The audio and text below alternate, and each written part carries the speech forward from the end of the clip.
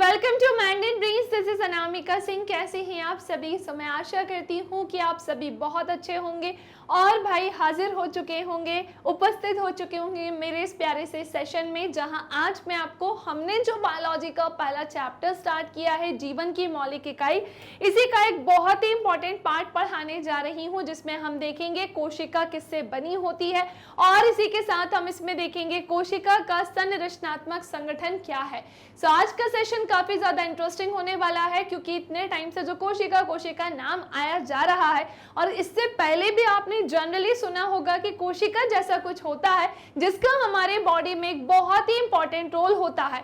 लेकिन एक प्रश्न उठता है कि मैम ये कोशिका दिखाई कैसे देती है, इसके कौन कौन से भाग होते हैं और न जाने कितनी सारी चीजें जो हमारे माइंड में रहती है। तो बस बिल्कुल भी परेशान नहीं होना है, आज के सेशन में हम इसे ही पूरा डिटेल में पढ़ेंगे। सो जुड़ जाइए सेशन में। इसे लाइक नहीं किया है तो लाइक कर दीजिए, शेयर नहीं किया है तो शेयर कर दीजिए। सेशन स्टार्ट करने के पहले मैं आप सभी को हमारे चैनल के बारे में बताना चाहती हूँ, कुछ इन्फॉर्मेशन देना चाहती हूँ, जानकारी देना चाहती हूँ। बेटा यदि क्लास से 6 से लेकर आप 12th में किसी भी क्लास में है, so mind and brains Hindi medium channel पर आप अपने सब्जेक्ट की क्लासेस अटेंड कर सकते हैं। किसी भी क्लास को देखने के लिए आपको कोई कोर्स बिल्कुल भी परचेस नहीं करना है और ना ही किसी प्रकार की कोई पेमेंट करना है, क्योंकि माइंड एंड ब्रेन्स प्रोवाइड कराता है क्वालिटी एजुकेशन। इसी के साथ हम 5 स्टेट बोर्ड कवर कराते हैं, जैसे UP board, Bihar board, MP board, Rajasthan board, Delhi board. और जितने भी आप हमारे चैनल पर क्लासेस देखते हैं वो सब अरेंज फॉर्मेट में होती हैं। यहाँ सारी क्लासेस आपको अरेंज तरीके से मिलती है, जिसमें आपका हर एक सेक्शन हम कवर करते हैं। इसी के साथ आपके डाउट्स भी सॉल्व होते हैं और ये सारी चीजें आपको प्रोवाइड की जाती है बिल्कुल फ्री ऑफ कॉस्ट। अब बात आती है कि मैम जितना आप पढ़ा चुके हैं और आज आप जो पढ़ाएंगे और आगे आप जो पढ़ाएंगे उसके नोट्स हमें कहाँ से मिलेंगे। सो बेटा सबसे बेस्ट तरीका होता है खुद से अपने हाथों से नोट्स बनाना। जैसे मैं आपको पढ़ा रही हूँ, लिख लिख कर पूरा पढ़ाऊंगी, कुछ चीजें स्लाइड्स में होंगी, तो आप अपने हाथ से नोट्स बनाओगे तो ज्यादा अच्छा होगा। अदरवाइज आप अपने हाथ से नोट्स नहीं बनाते हो, सो नीचे लिंक दी गई है, वहां पर जाकर आप ई नोट्स और ई बुक डाउनलोड कर सकते हो। सो चलिए स्टार्ट करते हैं आज की अपनी इस प्यारी सी क्लास को, जहां हम जानेंगे कोशिका किससे बनी होती है और हम देखेंगे कोशिका का संरचनात्मक संगठन। सो बात कुछ इस प्रकार से है, यहाँ पर काफी सारी चीजें हमें पढ़नी है, पर अब आपको आगे कुछ नाम मिलने वाले हैं। जैसे आपको मिलेगी प्लाज्मा झिल्ली, जैसे आपको मिलेगा भैया केंद्रक, जैसे आपको मिलेगा कोशिका द्रव्य। अब ये होता क्या है भाई? सो चलिए आज के सेशन में हम इसी के बारे में जानेंगे। सो चलिए आज के इस प्यारी सी क्लास में हम इसी को डिस्कस करेंगे। पर मैं आपको बता दूं, आज के ही इस सेशन में ये वाला पूरा पार्ट हो जाए तो ये तो असंभव है। ये काफी ज्यादा बड़ा पार्ट है जो एक ही वीडियो में पॉसिबल बेटा नहीं है कि हो पाएगा। इसके लिए हमें क्या करना होगा, तो मैंने आज इसका फर्स्ट पार्ट लिया है क्योंकि ये काफी ज्यादा बड़ा होगा। सबसे पहले तो मुझे आपके कॉन्सेप्ट क्लियर करने होंगे। ये चीजें तो आप सभी को पता ही है कि हमारी पूरी शरीर किससे मिलकर बना है, तो हमारे पूरा शरीर जो है वो कोशिकाओं से मिलकर बना है। हम किस में आते हैं? सो हम आते हैं, एक प्रोकैरियोटिक होता है और एक यूकैरियोटिक होता है, हम यूकैरियोटिक में आते हैं। अब बात आती है कि मैम ये सब हमें कैसे पढ़ना है, तो चलिए स्टार्ट करते हैं। और मैं आपको कुछ पहले तो कहानी बताती हूँ कि हमने देखा है कि कोशिका में विशिष्ट घटक होते हैं जिन्हें हम क्या बोलते हैं? सेल ऑर्गेनेल्स यानी कि कोशिकांग बोलते हैं। जी हाँ, बिल्कुल सही कहा है कि भैया हमने देखा है कि ये जो बेटा कोशिका यानी कि सेल होती है ना, इनमें होते हैं विशिष्ट घटक जिन्हें हम क्या बोलते हैं? सेल ऑर्गेनेल्स यानी कि कोशिकांग बोलते हैं। कोशिकांग की ऐसे नहीं बोल सकती मैं कि ये 5 होते हैं, 6 होते हैं, नहीं। पहले तो मैं आपको क्लियर करना चाहती हूँ, कोशिका की ही बात चल रही है और इस पूरे चैप्टर में हमें कोशिका को ही पढ़ना है। और आपको ये भी पता है कि जो कोशिका है भैया वो यूनिसेलुलर मल्टीसेलुलर दोनों होती है, यानी कि बेटा ये एक कोशिकीय बहुकोशिकीय दोनों होती है। तो मैं पहले तो यहाँ पर क्लियर कर दूं कि आज के सेशन में मैं जो कोशिका आपको पढ़ाने जा रही हूँ वो बहुकोशिका की, जो बहुकोशिकीय यानी मल्टीसेलुलर होते हैं, उससे 2 चीजें बताऊंगी। यानी कि आज हम जंतु कोशिका और पादप कोशिका को डिस्कस करेंगे। क्या कहा है मैंने कि भैया जंतु कोशिका और भैया पादप कोशिका को आज के सेशन में हम डिस्कस करेंगे कि दोनों में क्या डिफरेंस होता है, क्या दोनों सेम होती हैं, काम सेम होते हैं क्या, क्योंकि यहाँ पर एक शब्द यूज हुआ है, प्रयोग हुआ है कोशिकांग, कोशिका के अंग जिसे हम बोलते हैं सेल ऑर्गेनेल, सेल के ऑर्गेन जिसे हम बोलते हैं। सो सेल ऑर्गेनेल्स की अगर हम बात करते हैं सो उसमें बहुत सारे चीज़ें आती हैं, वैसे ही प्लांट्स और एनिमल्स में भी हम आज ये चीज़ें देखेंगे। सो मैं आशा करती हूँ कि यहाँ तक मेरी बात आपको अच्छे से क्लियर हो गई होगी बेटा, अच्छे से समझ में आ गई होगी। 9th क्लास का सबसे प्यारा सा ये चैप्टर है, आगे फ्यूचर में भी काम आएगा। एज इट इज आपको 10th में पढ़ने को तो नहीं मिलेगा, लेकिन इससे रिलेटेड कुछ चीजें पढ़ने को मिलेंगी, तो 10th में जाके आपको ऐसा ना लगे कि यार सेल चैप्टर तो मैंने ध्यान से पढ़ा ही नहीं था। इसीलिए हम 9th क्लास में अपने इस चैप्टर को अच्छे से पढ़ेंगे। अभी आप जैसे 9th में गए हो तो आपके पेरेंट्स और आपके स्कूल के टीचर्स और आपके फ्रेंड्स, आपके जो सीनियर्स है, वो हमेशा आपसे एक ही चीज बोलेंगे कि बेटा 9th अच्छे से पढ़ लो, क्योंकि 9th आपका बेस स्ट्रॉन्ग करेगी 10th के लिए। 10th बोर्ड है। आप अभी देखना इतना ज़्यादा ये सेंटेंस आपको सुनने को मिलेगा, और एक्चुअल में ये सच भी है कि यस 9th हमारा बेस होता है। 9th एज इट इज़ आपको 10th में नहीं पढ़नी है, चैप्टर सेम नहीं होंगे, लेकिन उसके आगे के या उससे रिलेटेड चैप्टर्स डेफिनेटली आपको मिल सकते हैं, जिसके लिए आपका बेस स्ट्रॉन्ग करना बहुत ज़्यादा इंपॉर्टेंट है, जिसके लिए हम 9th में ये चैप्टर पढ़ रहे हैं। सो हमने देखा कि कोशिका में भैया विशिष्ट घटक होते हैं जिन्हें हम कोशिकांग कहते हैं, और कोशिका कैसे संगठित होती है। तो यदि हम कोशिका का अध्ययन सूक्ष्मदर्शी से करें तो हम लगभग प्रत्येक कोशिका में 3 गुण तो देखेंगे ही देखेंगे। वो क्या होते हैं कि भैया प्लाज्मा झिल्ली होती है, उसमें केंद्रक होता है, उसमें कोशिका द्रव्य होता है, उसमें जी हाँ बिल्कुल सही कहा है आप सभी ने, ये सारी चीजें होती हैं। लेकिन क्या हमने कभी सोचा है कि ये चीजें दिखती कैसी हैं, ये किन किन स्थान पर मौजूद होती हैं और इनका क्या काम होता है? कभी हमने ध्यान ही नहीं दिया होगा, और मे बी आप में से कुछ स्टूडेंट्स ऐसे होंगे जिन्होंने मे बी ये नाम सुना ही ना हो। पर इसके अलावा और भी कई सारी चीजें जो हमें इसमें पढ़नी होंगी। साथ ही साथ सुनिएगा, कोशिका के अंदर होने वाले समस्त क्रियाकलाप तथा उसके बाह्य पर्यावरण से पारस्परिक क्रिया इन्हीं गुणों के द्वारा या कारण संभव है। आइए इसे हम आगे जानते हैं, पर आगे एक्टिविटीज आएगी। एक्टिविटी है वो समझने के पहले मैं आपको थोड़ा सा डिफरेंस, या मैं पहले आपको एक स्ट्रक्चर ही बता देती हूँ। किसका? हमारे सेल का, हमारी कोशिका का। तो चलिए स्टार्ट करते हैं, हम जानते हैं और यस पूरी कहानी को हम डिस्कस करते हैं। सो सबसे पहले तो मैं आपको यहाँ पर जंतु कोशिका का डायग्राम बनाना सिखाने जा रही हूँ। अब मैं चाहती तो कुछ ऐसी इमेज भी यहाँ पर यूज कर सकती थी जहाँ पर मेरी मेहनत होती कम, मुझे ऑलरेडी सब बना बनाया मिल गया होता और मैं आसानी से उसको अभी आपको एक्सप्लेन कर रही होती, पर मैंने ऐसा कुछ भी नहीं किया है। मैं यहाँ पर क्या करने वाली हूँ, मैं आपको एक एक चीज़ ड्रॉ करके बना के पढ़ाऊंगी। मेरा सिंपल सा फंडा है, बायोलॉजी बेटा पढ़ो तो हमेशा से खुद से पहले तो डायग्राम बनाओ, उसकी प्रैक्टिस करो। जैसे कुछ बच्चे अब कमेंट करेंगे कि मैम आपने तो बना लिया, हमसे नहीं बनता है। सो मैं आपको तरीका बता रही हूँ, बार बार हमें उसे क्या करना होगा, प्रैक्टिस बना बना के, है ना। सो भैया बॉयज लोग ध्यान से सुन लेंगे, ये मत कहना कि मैम हमसे तो बनता ही नहीं है, भैया सबसे बनेगा। ओके, सो यहाँ पर मैंने ये कुछ ऐसा स्ट्रक्चर इसका लिया है। अभी सबसे पहले मैं बना रही हूँ जंतु कोशिका। गोलू सा मत बना देना उसको, कुछ इस ओवल शेप में अंडाकार थोड़ा सा बनाइएगा। यहाँ पर हम आते हैं तो यहाँ पर क्या पाया जाता है इसी में, तो ये बोल मत देना कि मैडम ये तो केंद्रक है, ना जी ना, ये केंद्रक नहीं है, बल्कि इसे हम क्या बोलते हैं, केंद्रिका। और आगे जो ग्रीन कलर का आपको दिख रहा है वो एक्चुअल में इसका केंद्रक है। सो केंद्रक के अंदर क्या पाई जाती है बेटा, केंद्रिका। सो मेरे साथ साथ ड्रॉ करेंगे आप पहले तो ऐसा ओवल शेप में स्ट्रक्चर दे देंगे, फिर बीचों बीच आप क्या बना देंगे, न्यूक्लियोलस यानी कि केंद्रिका। और फिर किस में बनाया है वो हमने, तो हमने बनाया उसे न्यूक्लियस यानी कि केंद्रक में। फिर मैं आपको बताना चाहती हूँ कि इसके बाहर इस तरह से फैला हुआ सा ये एक स्ट्रक्चर होता है, ये एक भाग होता है जिसे हम क्या बोलते हैं, सो इसे हम बोलते हैं ER। मैम ये ER क्या होता है, सो बेटा ध्यान से सुनिएगा, ये है एंडोप्लाज्मिक रेटिकुलम, हिंदी में जिसे बेटा हम अंतःप्रद्रव जालिका बोलते हैं। क्या बोलते हैं, सो हिंदी में इसे हम अंतःप्रद्रव जालिका बोलते हैं। और कौन कौन सी चीजें हैं तो ध्यान से सुनेंगे।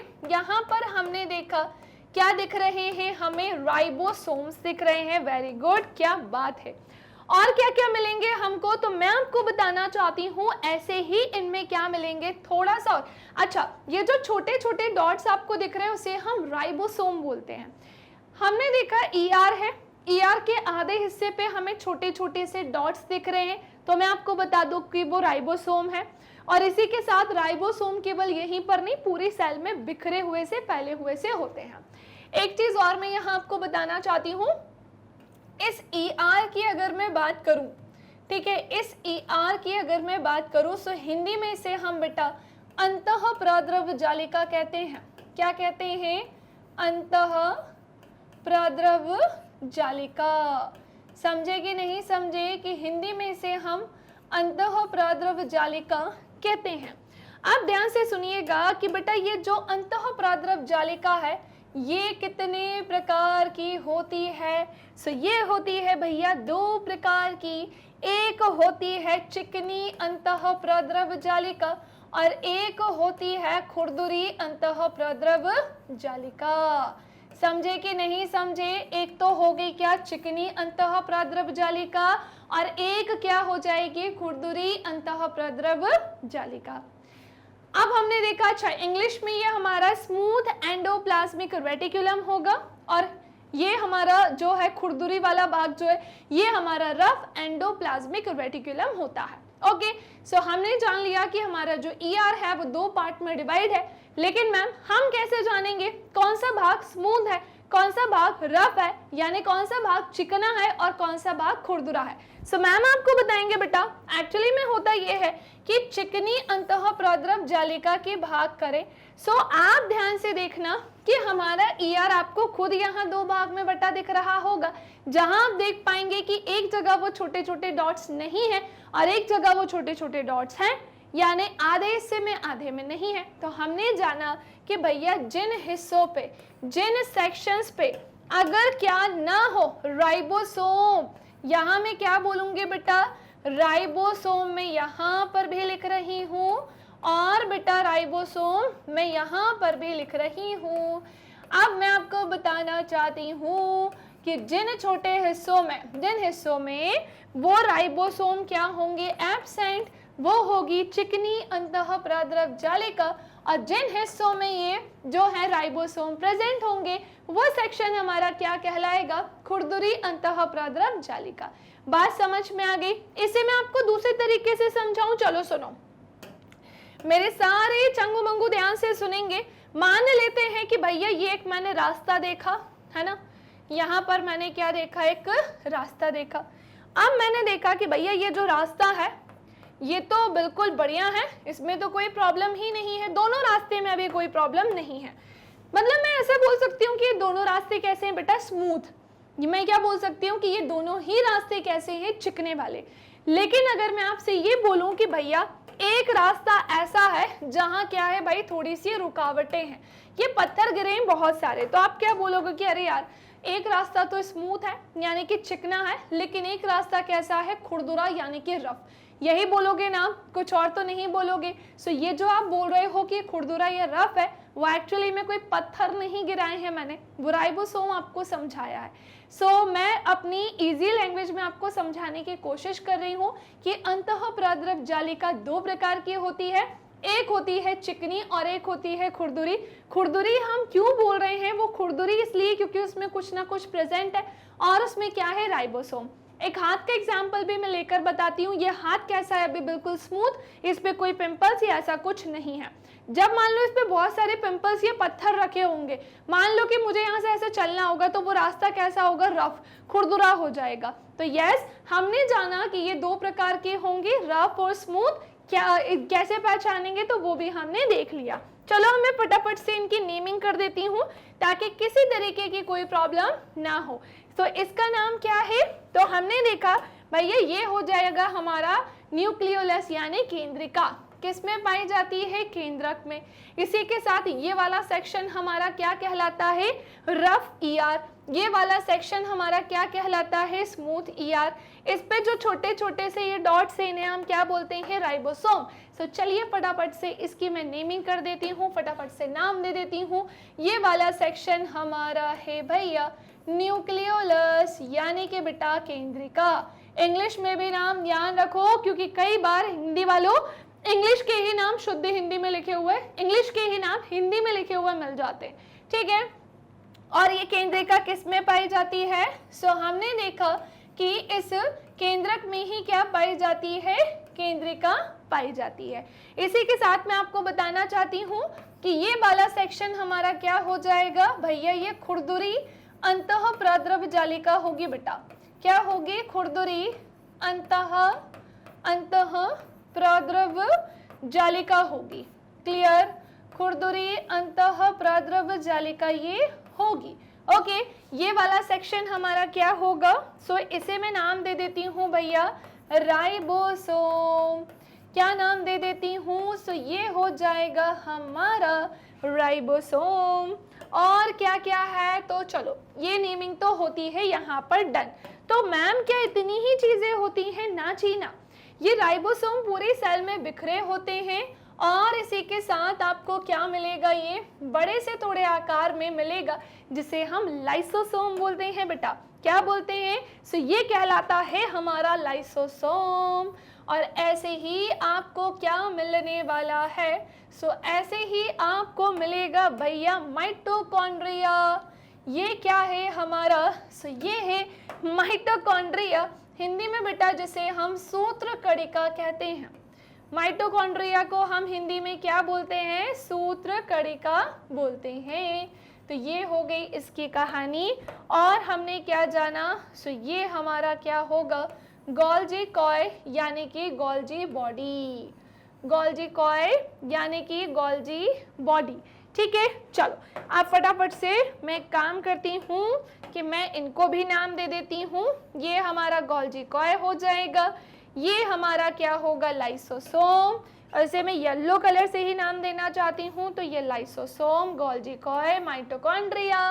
ओके ठीक है, जल्दी से नाम दे देते हैं। फटाफट से मैंने यहाँ पर लिख दिया, ये है हमारा लाइसोसोम। ओके, क्या हो जाएगा? ये लाइसोसोम, ठीक है। फिर ये हमारा क्या होगा? सो ये होगा हमारा गोल्जी कॉय, ठीक है भैया, ये हो जाएगा।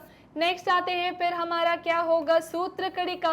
बेटा आप इसे माइटोकॉन्ड्रिया भी लिख सकते हैं, माइटोकॉन्ड्रिया के नाम से भी ये आ जाता है और शुद्ध हिंदी में हम इसे सूत्र कणिका बोलते हैं।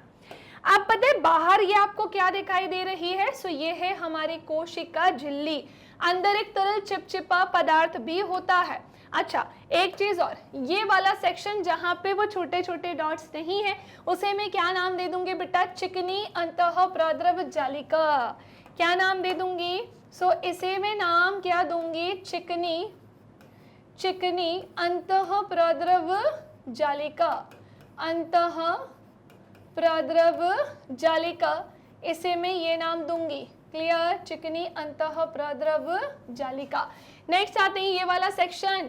देखो भाई पूरे जो भी सेल ऑर्गेनेल्स हैं, जितने भी कोशिकांग हैं, वो यहाँ पर एक तरल चिपचिपे पदार्थ में उपस्थित होते हैं।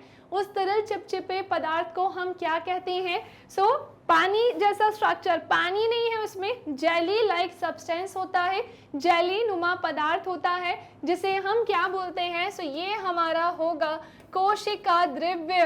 क्या होगा? सो इसे हम बोलते हैं कोशिका द्रव्य। समझे कि नहीं समझे? ओके, नाउ नेक्स्ट आते हैं हम। फिर ये बाहर वाले सेक्शन को मैम हम क्या बोलते हैं? सो ध्यान से सुनिएगा, ये वाला भाग हमारा क्या कहलाएगा? यहाँ पर मिलेगा आपको क्या? कोशिका झिल्ली। क्या मिलेगी आपको यहाँ पर? सो आपको मिलेगी वो कोशिका झिल्ली।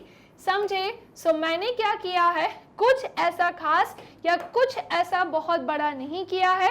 हाँ, एक बड़ा काम ये किया है कि वे बच्चे जिन्हें अभी तक सेल के बारे में नहीं पता था, कौन कौन से कोशिकांग होते हैं, वे बच्चे जिन्हें ये बनाना नहीं आता था, मैम ने बेटा उन्हें बनाकर बता दिया। ये कोशिका हमारे शरीर की कोशिका है, जिसके जितने इंपॉर्टेंट पार्ट, जितने महत्वपूर्ण भाग थे, वो सब मैंने आपको यहाँ पर बता दिए। जल्दी से अगर कोई भी डाउट हो तो बेझिझक आप मुझसे कमेंट सेक्शन में कमेंट करके पूछ सकते हैं कि मैम आप हमें ये एक्सप्लेन कर दीजिए, तो मैं आपको वो भी एक्सप्लेन कर दूंगी। सो ऐसा कोई स्टूडेंट जिसे कोई डाउट हो जल्दी से पूछ लें भाई, फटाफट से पूछ ले। अगर कोई भी डाउट हो तो मैं जल्दी से उनको बता दूंगी, कमेंट सेक्शन में ही रिप्लाई दे दूंगी। लेकिन बेटा कभी भी अपने डाउट्स को खाली नहीं छोड़ना है। वे बच्चे जिन्हें लग रहा है कि मैम आपने ये सुंदर सा डायग्राम बनाया है, हम कैसे बना सकते हैं, बेटा आपको ड्रॉ करना होगा, बार बार इसकी प्रैक्टिस करनी होगी। बिना प्रैक्टिस के लाइफ में कुछ भी नहीं होता है। हम भी जब आपकी उम्र में थे ना, हम ऐसा थोड़ी बना पाते थे।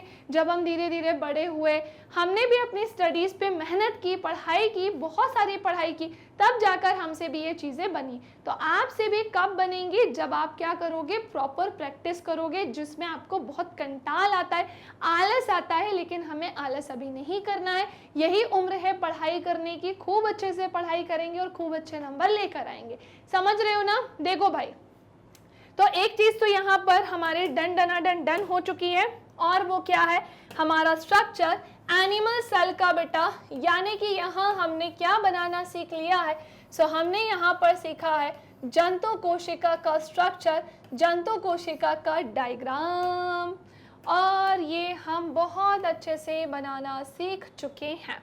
चलिए भाई, सो जल्दी से स्क्रीनशॉट ले लीजिए। इसी बात पे लाइक शेयर भी करते हुए चलिएगा। ज़्यादा से ज़्यादा अपने दोस्तों को, उस दोस्तों को ज़रूर शेयर करना जो एक्चुअल में अच्छे से पढ़ना चाहते हैं लेकिन उनके पास रिसोर्सेस नहीं है। स्क्रीनशॉट लो, देन मैं आगे बढ़ूँ। डन, स्क्रीनशॉट ले लिया है। नेक्स्ट आते हैं अगली कहानी की तरफ, जहां पर अब मैं आपको जंतु कोशिका के बाद पादप कोशिका के बारे में पढ़ाती हूँ। आज का ये वीडियो मेनली मैंने जो बनाया है आपके लिए, वो इसी पर ही चर्चा करने के लिए है। आज हम बहुत अच्छे से हर एक भाग को जान लेते हैं, फिर जब नेक्स्ट क्लास होगी ना, जैसे आज थोड़ी थोड़ी चीज़ें इसके बाद भी मैं पढ़ाऊंगी, लेकिन अभी इसी में ही पूरा पढ़ना पॉसिबल नहीं है। जैसे जैसे हम आगे बढ़ते चलेंगे, अब जब नाम आएंगे ना इनमें से किसी के, तो आप कंफ्यूज नहीं होंगे। अब आप समझ जाएंगे कि मैम किस कोशिकांग के बारे में बात कर रही हैं, ये कैसा दिखता है, ये किस जगह पर उपस्थित होता है, ये सब अब आपको पता चल जाएगा। एक चीज और, इसमें वैक्यूल्स हमने नहीं बनाए हैं, जल्दी से इनमें वैक्यूल्स बना लो जरा। जो जो चीजें मुझे याद आती चल रही हैं वो सब मैं इसमें बनाना बता दे रही हूँ। ओके, सो मैंने इसमें वैक्यूल्स ये लो, ठीक है। अब हम एक काम करेंगे, जल्दी से इसका भी नाम लिख लेते हैं। हमने इसे क्या लिख लिया भैया, ये है वैक्यूल्स, हिंदी में जिसे हम क्या बोलते हैं, रिक्तिकाएं। क्या बोलते हैं बेटा, रिक्तिकाएं। नाउ जल्दी से अब हम नेक्स्ट आते हैं हमारे पादप कोशिका को पढ़ने की तरफ। सो ये अब हमारी हेडिंग जानी चाहिए क्या, पादप कोशिका। ओके सुनो, सबसे पहले तो मैं आपको बताना चाहती हूँ कि जो पादप कोशिका का डायग्राम होता है ना बेटा, वो हमें कैसे बनाना है ना। मैं इनमें से चूज कर रही हूँ थोड़ा सा कि मेरी हेल्प के लिए मैं कैसे ले सकती हूँ। तो चलो ध्यान से सुनेंगे। मैंने एक लाइन यहाँ से ऐसी खींची है ना अच्छा ये ऐसा होगा। ओके भैया ध्यान से सुनेंगे। मैंने इसे ऐसे लिया है, इसे ऐसे लिया है, ओके, इसे ऐसे लिया है, ठीक है, और मैंने इसे ऐसे लिया है, ये यहाँ से ऐसे, फिर ये गया ऐसे, और भैया फिर ये गया ऐसे, ठीक है। अब आपको क्या करना है, इसी के साथी को भी ऐड करना है। मैंने इसे यहाँ से उठाया, यहाँ खींचा है ना। अच्छा एक काम करते हैं, हम एक लाइन की ही हेल्प ले लेते हैं ताकि हमारा डायग्राम थोड़ा सा सुंदर सा बन जाए। ये ऐसे उठाया है, ये ऐसे उठाया है, ये ऐसे उठाया है, ये ऐसे लिया है, ये ऐसे लिया है, ये ऐसे लिया है। ओके चलिए भैया, तो हमने उठाई ये कहानी ऐसी, हमने ये उठाई कहानी ऐसी, ये ऐसे, और ये ऐसे, और ये ऐसे, और ये इस प्रकार से हम बना क्या रहे हैं। तो हम यहाँ पर पादप कोशिका का डायग्राम बनाना सीख रहे हैं। क्यों सीख रहे हैं, क्योंकि जंतु कोशिका पादप कोशिका दोनों में ही अंतर होता है। क्या अंतर होता है, तो स्ट्रक्चर आप देख चुके हैं, आप इसकी संरचना देख चुके हैं कि देखने के आधार पर भी अगर हम बात करें तो भी दोनों में डिफरेंस तो है, तो भी दोनों में क्या है भैया, अंतर तो है। चलो अब हमने क्या देखा कि इसमें क्या पाया जाता है। सो हमने देखा, देखो इसमें भी केंद्रिका होगी, है ना। फिर हमने देखा भैया इसमें भी क्या होगा, केंद्रक के अंदर ही केंद्रिका होगी। और फिर हमने क्या देखा कि इसमें क्या होगा, ER होगा, फैला हुआ सा, काफी ज्यादा कॉर्नर में चला गया क्या, चलो इसे थोड़ा सा ऐसे ले आए, ठीक है। तो हमने देखा ये होगा, ओके। फिर हमने देखा इसकी ER पर भी क्या मिले हमें, छोटे छोटे से डॉट्स जो थोड़े से बड़े से दिख रहे हैं, इनको मैं थोड़ा सा क्या कर दूं, छोटा। तो इनके ER पे भी क्या होते हैं, ये छोटे छोटे से डॉट्स होते हैं, जिन्हें हम क्या बोलते हैं, सो भैया ये हमारे कहलाते हैं, अगेन अभी हमने पढ़ा था RER, यानी कि बेटा खुरदुरी अंतः प्रद्रव जालिका, है ना। बस एक मिनट रुक जाओ, मुझे सबको नाम दे देने दो। तो हमने क्या देखा कि ये कुछ इस तरह से पूरी सेल में बिखरे होते हैं। एक बड़ा सा मैं यहाँ पर वैक्यूल बनाना चाहती हूँ, क्योंकि पादप कोशिका में एक बड़ा सा वैक्यूल यानी कि रिक्तिका होती है। चलिए और क्या क्या पाया जाता है बेटा, ध्यान से सुनेंगे। यहाँ पर मैं बनाने जा रही हूँ ये माइटोकॉन्ड्रिया का स्ट्रक्चर। तो मैंने यहाँ पर क्या बनाया है, ये बनाया है भैया माइटोकॉन्ड्रिया। क्या बनाया है, सो मैंने यहाँ पर बनाया है माइटोकॉन्ड्रिया, ओके। और चीजें जाने हम इसके बारे में, तो इसी में ही पता है क्या होते हैं भैया, गोल्जी कॉय भी तो होते हैं। चलो भैया गोल्जी कॉय हमने देखा कुछ ये इस तरीके का स्ट्रक्चर है ना, बिल्कुल ऐसे उलझी हुई जाली जैसा स्ट्रक्चर, ठीक है, उलझी हुई रस्सी जैसा स्ट्रक्चर। पहले इन सबको नाम देते हैं ताकि कोई भी चीज रह ना पाए। और मैं इधर पे आकर इस वाले पूरे सेक्शन को उठा रही हूँ, क्योंकि इस पूरे की हमें यहाँ पर क्या है भैया, आवश्यकता है। तो मैंने इसे किया यहाँ पर कॉपी, और मैंने किया यहाँ पर इसे पेस्ट, और इसे थोड़ा सा यहाँ पर शिफ्ट किया।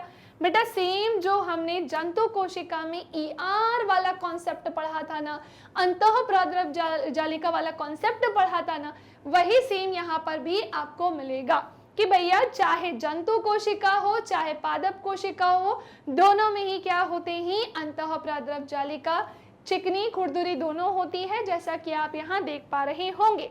चलो भाई वन बाय वन करके सबकी नेमिंग करते हैं। पहले मैं इसको नाम दूंगी, मैं इसको भी नाम दूंगी, मैं इसको भी नाम दूंगी, छोटे छोटे ये डॉट्स को भी नाम मिलेगा भैया, इसको क्यों छोड़ना, इसे भी नाम दो, इसने क्या बिगाड़ा हमारा, हम इसे भी नाम दो, इसे भी नाम दो, अंदर वाले को भी नाम दे दो, और इसके लिए तो एरो है ही।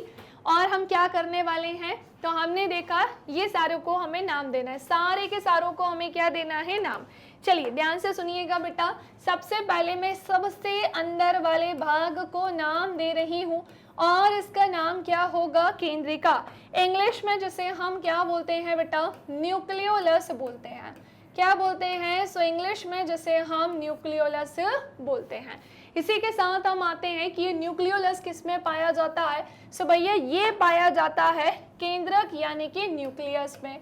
किस में पाया जाता है बेटा, केंद्रक यानी कि बेटा ये न्यूक्लियस में पाया जाता है। तो हमने क्या देखा कि सबसे सेंटर वाला पार्ट हमारा क्या होता है, न्यूक्लियोलस यानी केंद्रिका, और ये किस में पाई जाती है, केंद्रक में।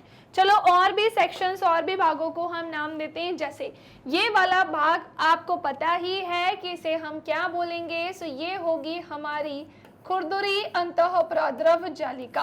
क्या बोल दूं मैं इसे, खुरदुरी अंतः प्रद्रव जालिका। जगह ही नहीं बची यहाँ पर हमारे लिए, तो है ना, क्या हो गया, खुरदुरी अंतः प्रद्रव जालिका। नेक्स्ट आते हैं, इस वाले सेक्शन को क्या नाम दे दूंगी मैं, सो ये हो जाएगा हमारा चिकनी अंतः प्रद्रव जालिका वाला भाग, है ना, अंतः प्रद्रव जालिका वाला भाग, ठीक है। चलिए भैया क्या बात है, सो ये भी हो गया यहाँ पर। और क्या क्या बाकी है, तो हमने देखा अंदर क्या है, सो अंदर मिलेगा हमको कोशिका द्रव्य। आपको पता है ये कोशिका द्रव्य तो हमारे शरीर की कोशिका में भी होता है। हमने उसमें क्या देखा था कि जो हमारे शरीर की कोशिका होती है उसके उस कोशिका जितने भी कोशिकांग वो सब किस में उपस्थित होते हैं, कोशिका द्रव्य की सहायता से बैलेंस्ड होते हैं। मतलब हमारे शरीर के कोशिका में भी क्या थे, उसमें जीव द्रव्य कोशिका द्रव्य पाया जाता है, साइटोप्लाज्म पाया जाता है। सेम वैसा ही किसमें पाया जाता है, प्लांट में, है ना। ऐसे बिखरा हुआ सा, फैला हुआ सा होता है जेली नुमा पदार्थ, जेली लाइक सब्सटेंस जिसे हम बोलते हैं। और क्या पाया जाता है, हमने देखा कि भाई इसमें तो गोल्जी कॉय भी है, क्या बात है, यहाँ पर क्या आ जाएगा, गोल्जी कॉय भी आ जाएगा। और क्या पाया जाता है, ये है सूत्र कणिका जिसे हम क्या बोलते हैं, माइटोकॉन्ड्रिया। हमारे में भी पाया जाता है, प्लांट्स में भी पाया जाता है, क्या बात है। राइबोसोम हमारे में भी पाया जाता है, प्लांट्स में भी पाया जाता है, वेरी गुड। हमने लिख दिया यहाँ पर राइबोसोम। हमने देखा यहाँ पर एक बड़ी सी रिक्तिका हमें दिख रही है, बिल्कुल हमारे में ढेर सारी है, पादप में क्या है, तो बड़ी सी एक रिक्तिका पाई जाती है, ठीक है। और क्या क्या चीजें होती हैं इसमें, तो एक बात बताओ कि हमने देखा कि यार यहाँ पर तो ना हमने जंतु कोशिका में तो ऐसा नहीं देखा होगा कि जहाँ पर इसके दो भाग हमें मिले होंगे, वहां पर तो हमें एक कोशिका झिल्ली ही मिली थी। लेकिन यहाँ पर क्या है, सबसे बाहर के साइड ये है हमारे पादप की कोशिका भित्ति बेटा, जिसे हम क्या बोलते हैं, इस कोशिका भित्ति को हम सेल वॉल बोलते हैं। और वहीं अगर मैं बात करूं अंदर के साइड ये वाला जो सेक्शन है ना, अंदर के साइड वाला ये जो भाग है इसे हम क्या बोलते हैं, ये हमारी हो जाएगी कोशिका झिल्ली। कौन सी झिल्ली, ये हमारी हो जाएगी कोशिका झिल्ली। एंड वेरी इंपॉर्टेंट, और क्या हमें इसमें देखना है, मैं यहाँ पर बनाने जा रही हूँ हरित लवक, जिसे हम क्या बोलते हैं, क्लोरोप्लास्ट बोलते हैं। बस ध्यान रखना कि इनमें क्या पाए जाते हैं बेटा, हरित लवक भी पाए जाते हैं, ठीक है। तो जल्दी से मैं इन्हें नाम दे देती हूँ, हरित लवक जो हमारे में नहीं केवल और केवल किस में पाए जाते हैं, पादप में। एक चीज और, यहाँ पर मैंने हरित लवक लिखा है, एक्चुअली में लवक होते हैं तीन प्रकार के, एक होते हैं अवर्णी, एक होता है वर्णी और एक होता है हरित लवक। इंग्लिश में ये क्रोमोप्लास्ट, ल्यूकोप्लास्ट और क्लोरोप्लास्ट के नाम से जाने जाते हैं। मैं आशा करती हूँ कि ये सारी चीज़ें आपको अच्छे से समझ में आ गई होगी, सारी चीज़ें आपको अच्छे से क्लियर हो गई होंगी। इस वाले सेक्शन को, रुक जाओ ज़रा, इस वाले सेक्शन को थोड़ा सा मैं छोटा कर देती हूँ और थोड़ा सा ऊपर शिफ्ट कर देती हूँ ताकि ये दोनों एक दूसरे से आपको अलग से दिखाई दे। ये थी कहानी जो मुझे आपको बतानी थी, है ना। कोशिका भित्ति आप खुद देखो इसका स्ट्रक्चर और हमारे शरीर की कोशिका का स्ट्रक्चर। हमारे शरीर की कोशिका ऐसी दिखाई देती है और एक पादप की कोशिका ऐसी दिखाई देती है। हमारे शरीर की कोशिका में इतने सारे कोशिकांग हैं, और भी बहुत सारे होते हैं, लेकिन मैंने यहाँ पर जितने आप याद कर सकते होंगे ना, वो वाले सारे महत्वपूर्ण लिए हैं। जैसे हमने क्या देखा, सबसे अंदर क्या है, केंद्रिका। किसके अंदर पाई जाती है, केंद्रक के अंदर ही केंद्रिका पाई जाती है। और इस केंद्रक के चारों तरफ अनियमित आकार में इर्रेगुलर शेप में क्या पाए जाते हैं, न्यूक्लियस यानी कि केंद्रक पाए जाते हैं। फिर हमने क्या देखा कि भैया ये जो ER अनियमित आकार के हैं, हाँ सॉरी तो उल्टा बोल दिया क्या मैंने, हाँ सही तो है, केंद्रिका जो है वो केंद्रक में पाई जाती है और इसके चारों तरफ अनियमित आकार में क्या पाए जाते हैं, शायद उसमें मैंने केंद्रक बोला, वो हमारा अंतः प्रद्रव जालिका होगी। जहाँ ये छोटे छोटे से आपको डॉट्स मिल रहे होंगे वो खुरदुरी वाली होगी और जहाँ नहीं मिल रहे होंगे वो चिकनी वाली होगी। इसी के साथ ये वाला सेक्शन हमारा माइटोकॉन्ड्रिया होगा। लाइसोसोम पाए जाते हैं, वैक्यूल्स पाए जाते हैं, गोल्जी कॉय है, कोशिका झिल्ली है, कोशिका द्रव्य है। ये सारी चीजें कहाँ पाई जाती हैं, हमारे शरीर की कोशिका। जैसे ही हम पादप कोशिका की तरफ आए, हमें एक बड़ा वैक्यूल मिला, हमें यहाँ हरित लवक मिल गए, हमें यहाँ पर कोशिका भित्ति भी मिल गई जो हमारे पास नहीं थी। धीरे धीरे करके इनके काम भी जानेंगे हम कि कोशिका का ऊर्जा गृह किसे कहते हैं। धीरे धीरे करके इनके बारे में और जानेंगे कि हम जो है पाचन थैली के नाम से किसे जानते हैं, आत्महत्या की थैली क्या होती है, कोशिका का रसोई घर क्या होता है। मल्टीपल चीज़ें हैं जो हमें 1 बाय 1 पढ़नी होगी। लेकिन मैंने लास्ट क्लास में इसका स्ट्रक्चर नहीं पढ़ाया था, मैंने सोचा था ये वाला पार्ट थोड़ा सा बड़ा है ना, इसीलिए इसे मैं क्या करूँगी, पहले ही पार्ट में आपको एक्सप्लेन कर दूंगी ताकि आगे कहीं पर भी कोई भी नाम आए तो आप बिल्कुल भी कंफ्यूज ना हो, बिल्कुल भी परेशान ना हो। चलिए स्टार्ट करते हैं अब आज की कहानी। तो ये रहा आपके सामने पादप कोशिका, ले लिया इसका स्क्रीनशॉट। तो आते हैं अब अपनी मेन कहानी की तरफ। अब कहीं इनमें से कोई भी नाम आए सो मैं गारंटी दे रही हूँ कि आप कंफ्यूज नहीं होंगे कि ये कैसा दिखता है, कहाँ पाया जाता है। हाँ, काम क्या है किसी के ये हमें नहीं पता क्योंकि अभी हमने पढ़ा ही नहीं है, वो तो मैम आपको 1 बाय 1 करके पढ़ाएंगे। ओके, सो जल्दी से स्क्रीन की तरफ देखिएगा। ये वाला सेक्शन हमने पढ़ लिया। अब देखते हैं प्लाज्मा झिल्ली और हम कोशिका अथवा कोशिका झिल्ली के बारे में। सो ये कोशिका की सबसे बाहरी परत होती है। जी हाँ, बिल्कुल सही कहा है। अब भी हमने जाना, देखो अब हमने डायग्राम जान लिया है, हमारे लिए काम बिल्कुल आसान होगा। हमने क्या देख लिया कि भैया ये कोशिका की सबसे बाहरी परत होती है अथवा शब्द प्रयोग किया गया है। सो प्लाज्मा झिल्ली, कोशिका झिल्ली, समझ जाना किसके बारे में बात चल रही है। सो हमने देख लिया ये कोशिका की सबसे बाहरी परत होती है जो कोशिका के घटकों को बाहरी पर्यावरण से क्या करती है, अलग करती है, बाहर के एनवायरनमेंट से क्या करती है, अलग करती है। प्लाज्मा झिल्ली कुछ पदार्थ को अंदर अथवा बाहर आने जाने देती है। एक्चुअली में इसका काम ही ये होता है कि कुछ पदार्थ को आने देगी कोशिका के अंदर और कुछ पदार्थ को बाहर जाने देगी। सो आने जाने देने का काम भी कौन करती है? सो वो काम होता है प्लाज्मा झिल्ली का। नेक्स्ट आते हैं, ये अन्य पदार्थों की गति को भी रोकने का काम करती है या रोकती है, लेकिन सिचुएशन के अनुसार, स्थिति के अनुसार ऐसा करती है, मन से नहीं करती कि बस मन आया तो रोक दिया। कोशिका झिल्ली को हम इसीलिए क्या कहते हैं? वर्णात्मक पारगम्य झिल्ली कहते हैं। इसका नेचर, इसकी प्रकृति कैसी होती है? सो वर्णात्मक पारगम्य झिल्ली ये होती है। कोशिका में पदार्थों की गति कैसी होती है? पदार्थ कोशिका से बाहर कैसे आते हैं? ये सोचने वाली बात है ना कि भाई कोशिका में पदार्थों की गति कैसी होती होगी, स्लो, फास्ट, उच्च से निम्न या निम्न से उच्च, समझ नहीं आ रहा ना। और वहीं अगर बात करें कि भैया पदार्थ कोशिका से बाहर कैसे आते होंगे और फिर अंदर कैसे जाते होंगे, या मैं कहूँ बाहर ही कैसे आ रहे होंगे, इस चीज पर चर्चा करने में हमें थोड़ा सा समय चाहिए, जो आज के सेशन में तो पूरा नहीं हो सकता लेकिन थोड़ा बहुत हो सकता है। चलो उसके बारे में हम जानते हैं।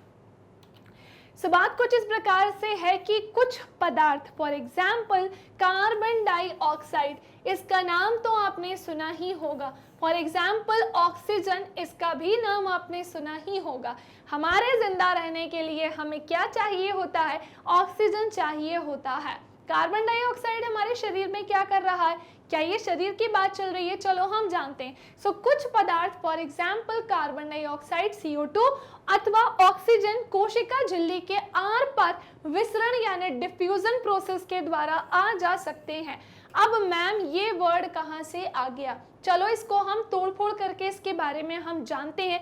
थोड़ा सा पेशेंस रखना होगा, एकदम से समझ में नहीं आएगा, पर फिर भी हम आज के सेशन में जितना समझ सकते होंगे वो तो समझेंगे। एक्चुअल में इनसे रिलेटेड अभी बहुत सारी एक्टिविटीज आपको मिलेगी जिसमें इससे और अच्छे से आप समझ जाओगे, लेकिन आज के सेशन में जितना हम पहुंच सकते होंगे वहां तक तो जाएंगे। सो हमने क्या देखा कि भैया कुछ पदार्थ जैसे कार्बन डाइऑक्साइड हो गए अथवा ऑक्सीजन, ये कोशिका झिल्ली के आर पार जो है वो विसरण के प्रोसेस के थ्रू क्या हो सकते हैं? जा सकते हैं, आ जा सकते हैं। हमने देखा है कि पदार्थों की गति इसमें कैसी होती है? हमेशा ध्यान रखिएगा, डिफ्यूजन में यानी कि विसरण की प्रक्रिया में पदार्थों की गति कैसी होती है? उच्च सांद्रता से निम्न सांद्रता की ओर होती है। वेरी इंपॉर्टेंट लाइन, कई बार ये MCQs में मल्टीपल चॉइस क्वेश्चन में आ जाता है बेटा, इस चीज का ध्यान रखना। कुछ इसी प्रकार की प्रक्रिया सेल में भी होती है। क्या सेल में ये चीज पॉसिबल है? क्यों नहीं पॉसिबल है? सब कुछ पॉसिबल है। हमारे शरीर का ये एक तरीके से प्रमुख भाग ही तो है।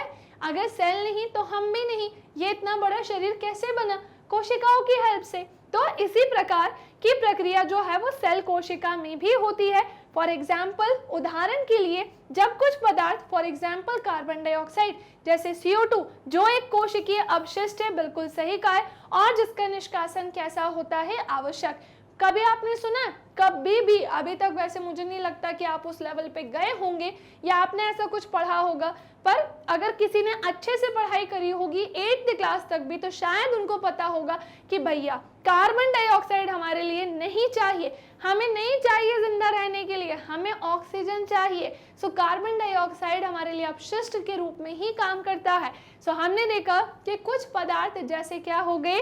CO2 कार्बन डाइऑक्साइड जो एक कोशिकीय अपशिष्ट है और जिसका निष्कासन यानी जिसका हमारे शरीर से बाहर निकालना बहुत ज्यादा आवश्यक है, ये हमारे कोशिका में एकत्रित हो जाती है तो उसकी सांद्रता यहाँ पर इंक्रीज हो जाती है। क्या हो जाती है? इंक्रीज हो जाती है। फिर क्या होता है? कोशिका के बाह्य पर्यावरण में CO2 की सांद्रता कोशिका में स्थित CO2 की सांद्रता की अपेक्षा कैसी होती है? कम। क्या कहा है मैंने? फिर कोशिका के बाह्य पर्यावरण में क्या होता है भैया? कार्बन डाइऑक्साइड की सांद्रता कोशिका में स्थित कार्बन डाइऑक्साइड की अपेक्षा कैसी हो जाती है? कम हो जाती है। ये लाइन आपके लिए अति वाली महत्वपूर्ण है बेटा, बहुत ध्यान से सुनेंगे। इसीलिए मैंने आपको बताया है कि CO2 एक ऐसा पदार्थ जिसकी हमारे शरीर में आवश्यकता नहीं है, जिसका हम क्या करते हैं? निष्कासन करते हैं। जब कुछ पदार्थ जैसे CO2 कोशिका यानी हमारी सेल में क्या हो जाते हैं? एकत्र हो जाते हैं, तो उसकी सांद्रता क्या हो जाती है? इंक्रीज हो जाती है। फिर क्या होता है? फिर कोशिका के बाह्य वातावरण में CO2 की तुलना में या CO2 की सांद्रता कोशिका में स्थित CO2 की सांद्रता की अपेक्षा कम होती है। ठीक है। बाहर कैसी है? इसकी सांद्रता कम है। कोशिका के अंदर कैसी है? ज्यादा है। जैसे ही कोशिका के अंदर और बाहर CO2 की सांद्रता में अंतर आता है, अब कोशिका के अंदर सांद्रता अलग है CO2 पहुंचने पर और बाहर CO2 के कारण सांद्रता अलग है। तो जैसे ही अंदर और बाहर, कोशिका के अंदर और बाहर CO2 की सांद्रता में डिफरेंस आता है, अंतर आता है, उसी समय उच्च सांद्रता से निम्न सांद्रता की ओर विसरण द्वारा कोशिका से CO2 बाहर निकाल दिया जाता है। किसकी हेल्प से? इसी की हेल्प से। हमने क्या देखा कि जब ये अंतर हमारे सामने आता है कि कोशिका में CO2 की सांद्रता कैसी है? ज्यादा है, और बाह्य वातावरण में कैसी है? कम है, तो क्या किया जाता है? तो जैसे ही ये चीज होती है तो उसी समय उच्च सांद्रता से निम्न सांद्रता की ओर डिफ्यूजन यानी कि बेटा विसरण के प्रोसेस के थ्रू कोशिका से CO2 बाहर निकल जाती है। क्या करते हैं? विसरण की प्रक्रिया के द्वारा उस CO2 को बाहर निकाल दिया जाता है। इसी प्रकार जब कोशिका में ऑक्सीजन की सांद्रता कम हो जाती है तो ऑक्सीजन बाहर से कोशिका में विसरण द्वारा अंदर चली जाती है। समझ रहे हो? जब हमने देखा, मान लेते हैं कि हमारी कोशिका में ऑक्सीजन की क्या है? सांद्रता कम है और बाह्य वातावरण में कैसी है? ज्यादा। तो बाहर से वो कहाँ चली जाएगी? विसरण की प्रक्रिया द्वारा हम उसे कोशिका के अंदर ले आते हैं। अतः कोशिका तथा बाह्य वातावरण में गैसों के आदान प्रदान में विसरण का एक बहुत ही महत्वपूर्ण योगदान होता है। यह डिफ्यूजन एक ऐसी प्रोसेस है जो एक बहुत ही इंपॉर्टेंट रोल यहाँ पर प्ले करती है। अब पहले तो मुझे जल्दी से कमेंट सेक्शन में बताओ कि इस विसरण वर्ड का मीनिंग समझ में आया? जितना मैंने अभी यहाँ एक्सप्लेन किया वो सब भेजे में बैठा कि नहीं बैठा? अरे भाई दिमाग में बैठा कि नहीं बैठा? देखो भाई बैठ तो जाना चाहिए। तो हमने देखा कि इसी प्रकार जब कोशिका में ऑक्सीजन की सांद्रता कम हो जाती है तो ऑक्सीजन बाहर से कोशिका में विसरण द्वारा अंदर चली जाती है। अतः कोशिका तथा बाह्य वातावरण में या पर्यावरण में गैसों के आदान प्रदान में विसरण का एक बहुत ही महत्वपूर्ण रोल होता है। जल भी विसरण के नियमों के अनुकूल ही व्यवहार करता है। जल के अणुओं की गति जब विभेदक वर्णात्मक पारगम्य झिल्ली द्वारा हो तो उसे हम परासरण कहते हैं। अब यहाँ पर एक नया वर्ड आ गया है। अभी तक हम देख रहे थे विसरण और अब हम देख रहे हैं परासरण। तो परासरण और विसरण में अंतर तो है। होता क्या है? देखो, जितना हम समझ पा रहे होंगे, अगेन मैं रिपीट कर दूं, पूरा नहीं पढ़ सकते हम, लेकिन जितना हम आज के सेशन में कवर कर सकते होंगे करेंगे। इसे और अच्छे से समझने के लिए आपके NCERT में एक्टिविटीज देख कर रखी हैं और भी बहुत सारी चीजें जिनके माध्यम से हम इसे पढ़ सकते हैं, लेकिन एक ही वीडियो में पूरा पॉसिबल नहीं है, तो हम पार्ट्स में इसे पढ़ेंगे। नेक्स्ट पार्ट में जैसे और भी चीजें पढ़ने को मिलेंगी इससे रिलेटेड। तो अभी हमने जाना कि जल के अणुओं की गति जब विभेदक वर्णात्मक पारगम्य झिल्ली द्वारा हो तो वह परासरण कहलाता है। अब इससे तो समझ में आया नहीं होगा। प्लाज्मा झिल्ली से जल की गति जल में घुले पदार्थों की मात्रा के कारण भी अफेक्ट होती है, प्रभावित होती है। इस प्रकार परासरण की क्रिया में जल का नेट विसरण एक विभेदक वर्णात्मक पारगम्य झिल्ली के द्वारा उच्च विलय सांद्रता की ओर होता है। किसकी ओर? उच्च विलय सांद्रता की ओर ये होता है। समझे? आते हैं, यदि हम किसी जंतु कोशिका अथवा पादप कोशिका को शक्कर अथवा नमक के विलयन में रखें तो फिर क्या होगा? बहुत ही प्यारा सा ये हमसे कोई चीज़ करने को बोली जा रही है ना, कि अगर हम ऐसा करते हैं कि जंतु कोशिका और पादप कोशिका को शक्कर अथवा या तो शक्कर ले लो या नमक के सॉल्यूशन में, विलयन मतलब समझते हो ना भैया, अरे भैया विलयन यानी सॉल्यूशन समझते हो, तो केमिस्ट्री में पढ़ाया है मैंने, इसमें अगर रखे तो क्या होगा, निम्नलिखित 3 घटनाओं में से एक घटना हो सकती है। जैसे क्या क्या, तो चलो 1 बाय 1 करके जानते हैं। अगर हम ऐसा करते हैं तो क्या होगा। सबसे पहले हमसे बोला जा रहा है कि यदि कोशिका को तनु यानी डाइल्यूट सॉल्यूशन वाले माध्यम अर्थात जल में शक्कर अथवा नमक की मात्रा कम और जल की मात्रा ज्यादा है में रखा गया, तो जल परासरण विधि के द्वारा कोशिका के अंदर चला जाएगा और ऐसे विलयन को ही हम अल्प परासरण दाबी विलयन कहते हैं। इस वर्ड का ध्यान रखिएगा। इसी से रिलेटेड 3 चीजें हम यहाँ पर एग्जाम्पल में देखेंगे। तो हमने क्या देखा, एक नया वर्ड हमें और मिला, और वो वर्ड हमें क्या मिला है, तो वर्ड ये है अल्प परासरण दाबी विलयन। फिर से कहानी जानते हैं, इसे अभी ऐसे पनिश में नहीं करूंगी, बहुत ध्यान से सुनो।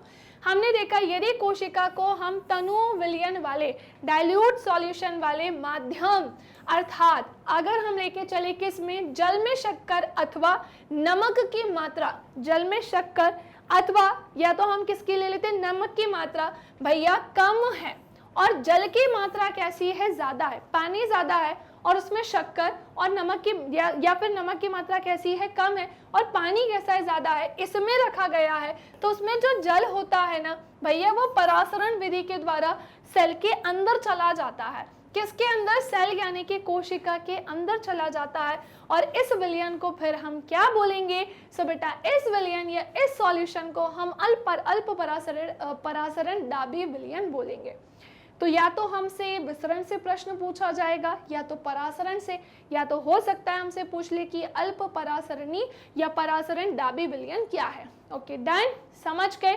तो हमने देखा कि यदि कोशिका को तनु विलयन डाइल्यूट सॉल्यूशन वाले मीडियम जैसे जल में शक्कर ले ले या फिर हम नमक ले लेते हैं, और अगर हम इसमें देखें कि इसकी मात्रा कम है और जो पानी है इसमें ज़्यादा मात्रा में है, मतलब पानी की मात्रा ज़्यादा है, तो हमने जाना कि फिर इस कंडीशन में जल परासरण विधि के द्वारा कोशिका के अंदर आसानी से चला जाएगा।